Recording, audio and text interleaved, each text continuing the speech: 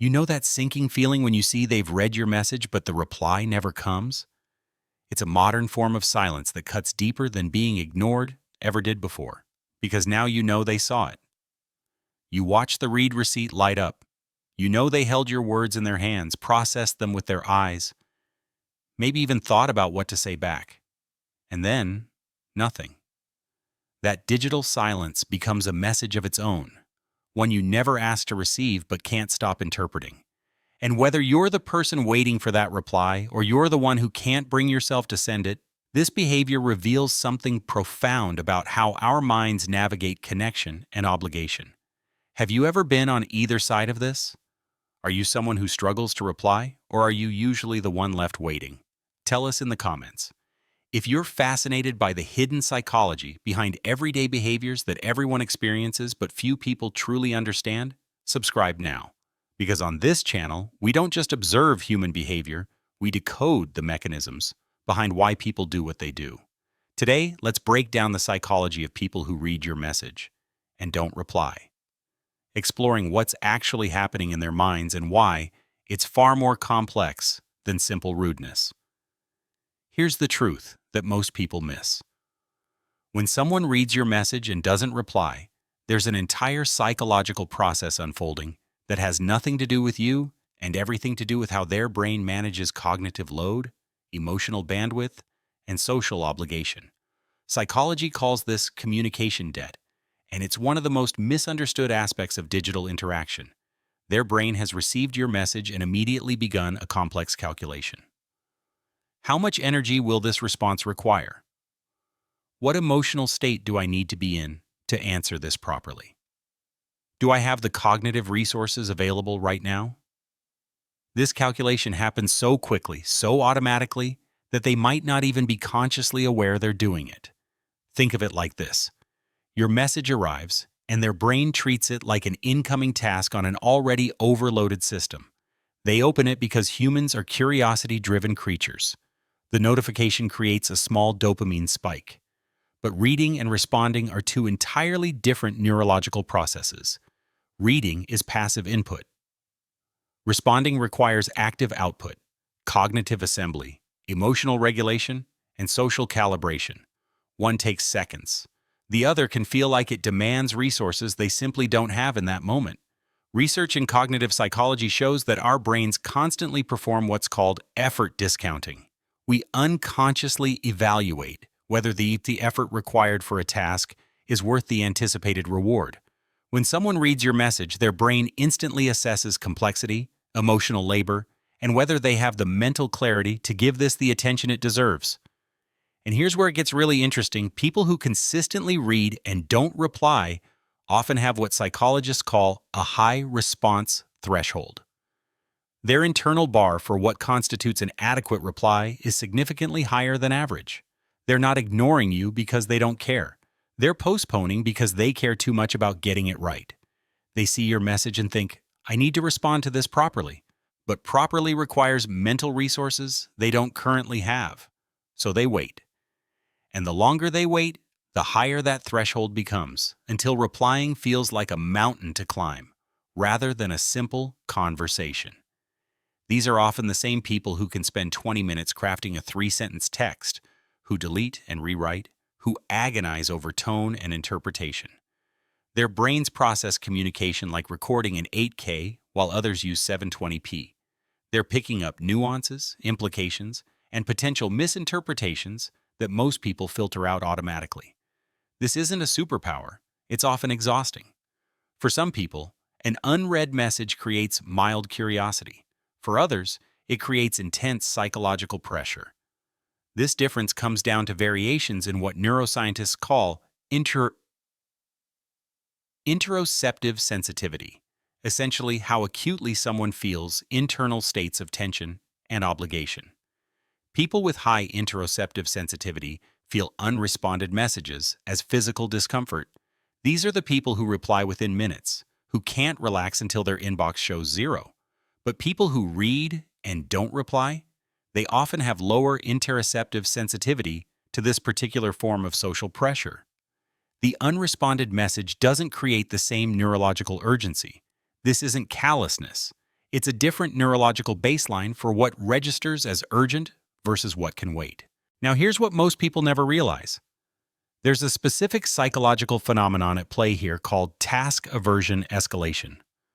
The longer a task remains undone, the more psychologically aversive it becomes. This is why someone can read your message on Monday, fully intend to reply, and then by Friday, that same message feels impossible to respond to. The content hasn't changed, but their psychological relationship to it has completely transformed. What was once a simple exchange is now weighted with shame about the delay, anxiety about your perception of them, and the cognitive burden of crafting a response that somehow addresses both your original message and the gap in time. The neuroscience of communication reveals that replying to messages activates the prefrontal cortex, the brain region responsible for executive function and emotional regulation.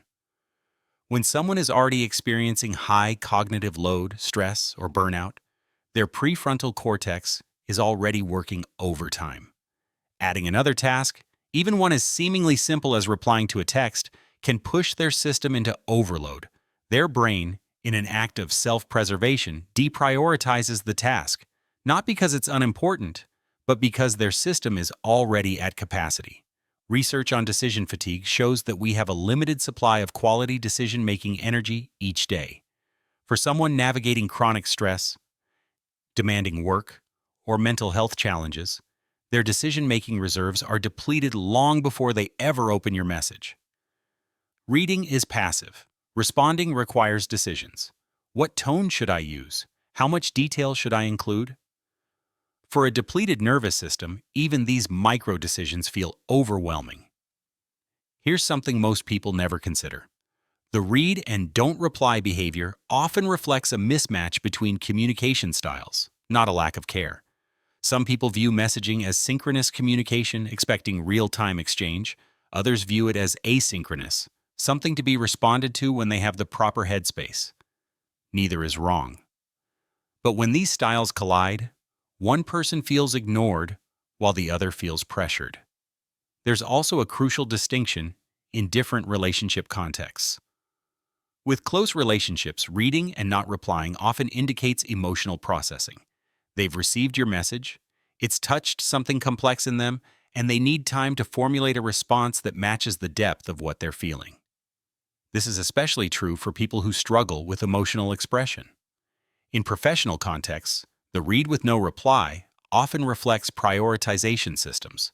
They've read your message, categorized it mentally, and slotted it into their response queue based on urgency and complexity.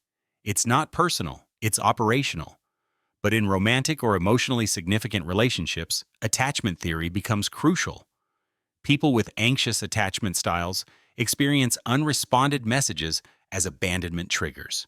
People with avoidant attachment styles often read and don't reply when they're feeling overwhelmed by intimacy.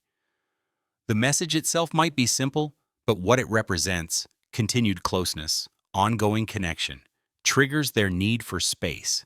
And here's the psychological truth that reframes everything.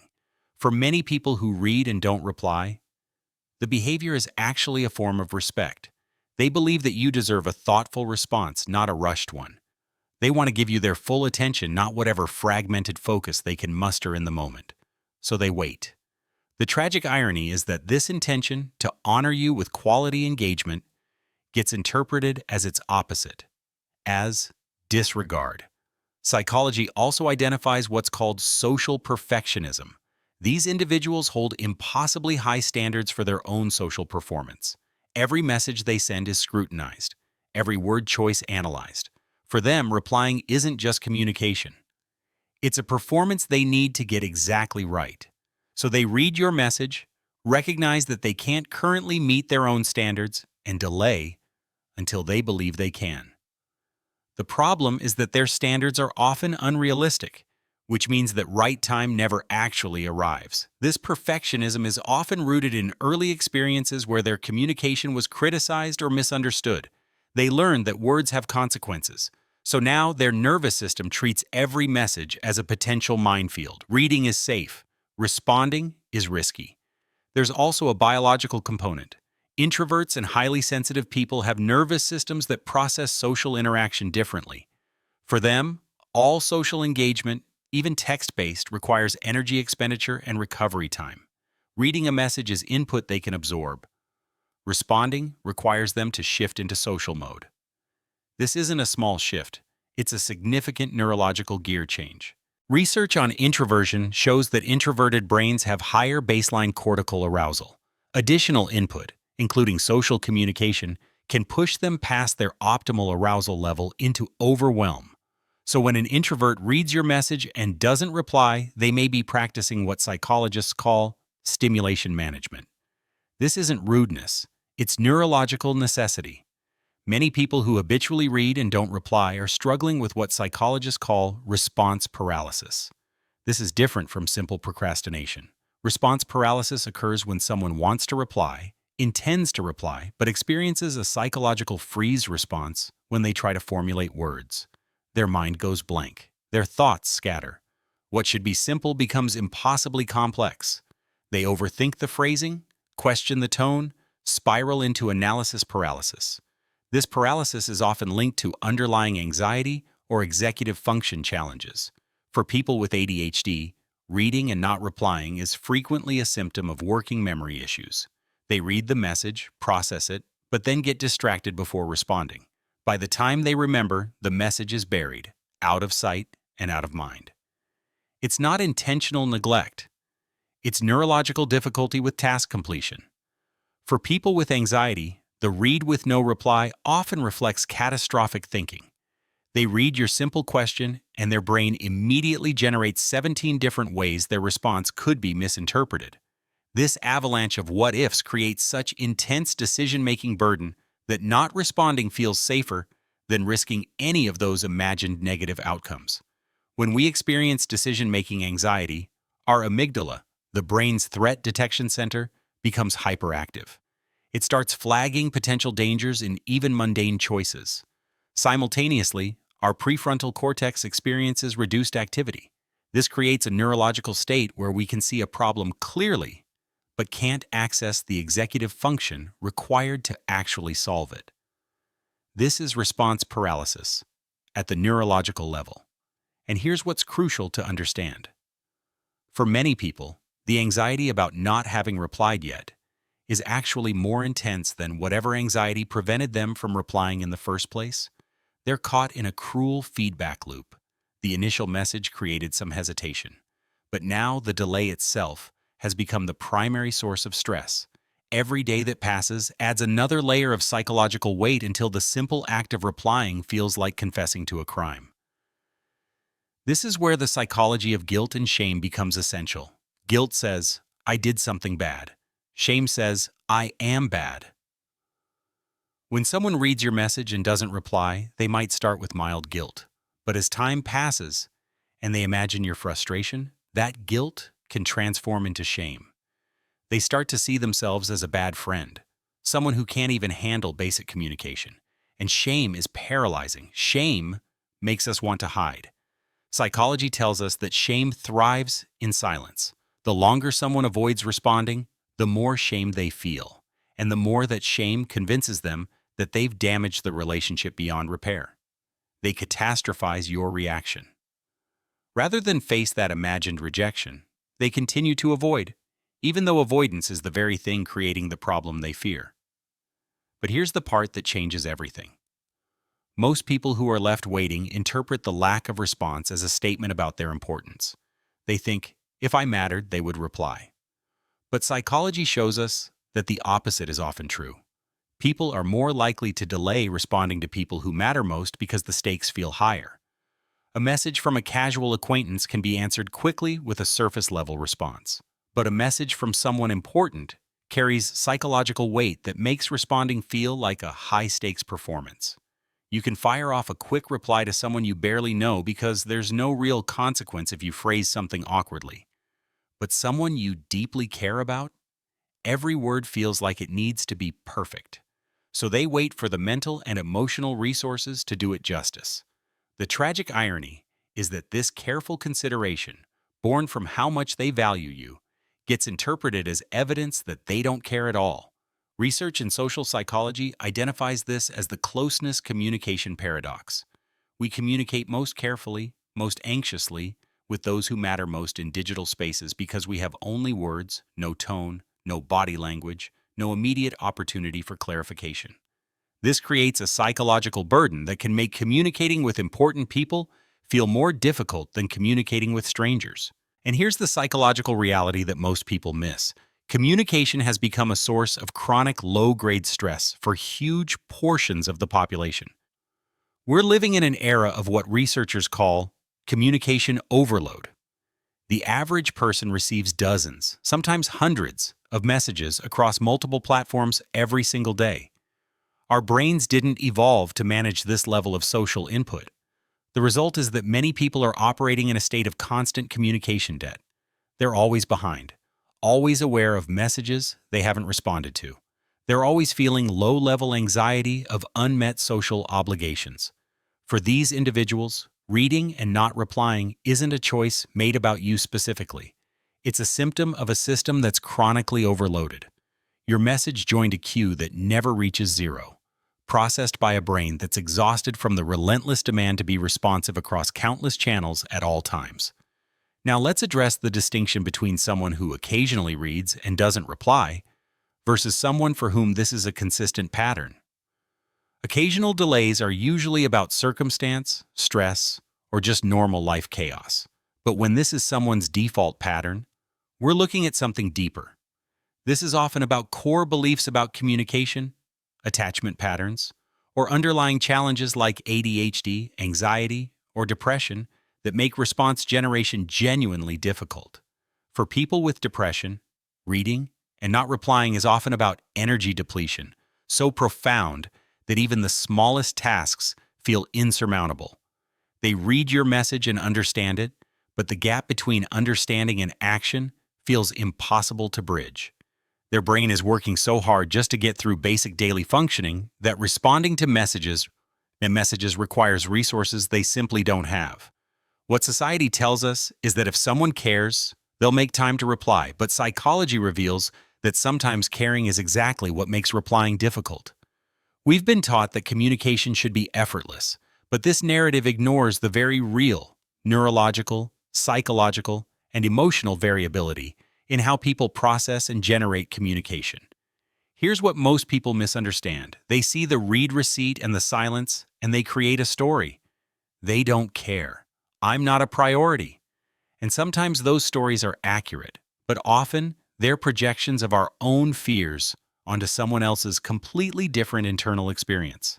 Their silence might have nothing to do with how they feel about you and everything to do with how they're managing their own overwhelmed nervous system. This doesn't mean you have to accept communication patterns that don't work for you. Your needs matter too. If someone's inability to respond creates anxiety for you, that's valid. You're allowed to need more consistent communication. But understanding the psychology behind the behavior allows you to make that decision from clarity rather than hurt. For those of you who are the ones who read and don't reply, here's what you need to know. Your struggle is real and valid, but it's also affecting people you care about. The discomfort you feel about responding is temporary. The damage to your relationships from chronic silence is cumulative. You don't have to craft the perfect response. Hey, I saw this, and I need some time to reply properly, is infinitely better than silence. The shame you feel about delayed responses is almost always more intense than the reality of just sending a late reply. Most people are far more understanding than your anxiety tells you they'll be. They'd rather hear from you late than not at all. Your standards for your own communication are likely far higher than anyone else's standards for you. And for those waiting for responses, here's your truth. Their silence is almost never about you. It's about their capacity, their struggles, their internal experience that you can't see. You're allowed to feel to hurt. But don't let their delayed response become evidence against your own worth. You matter regardless of whether they respond. So the next time you see that read receipt without a reply, remember this. You're not seeing someone who doesn't care. You're seeing someone whose brain is performing complex calculations about resources and capacity that you can't observe. You're seeing someone who might be struggling with invisible challenges that make what seems simple to you genuinely difficult for them. Their silence is telling a story, but it's probably not the story you think it is. If you want to understand more about the hidden patterns in human behavior, the next video will reveal something even more fascinating.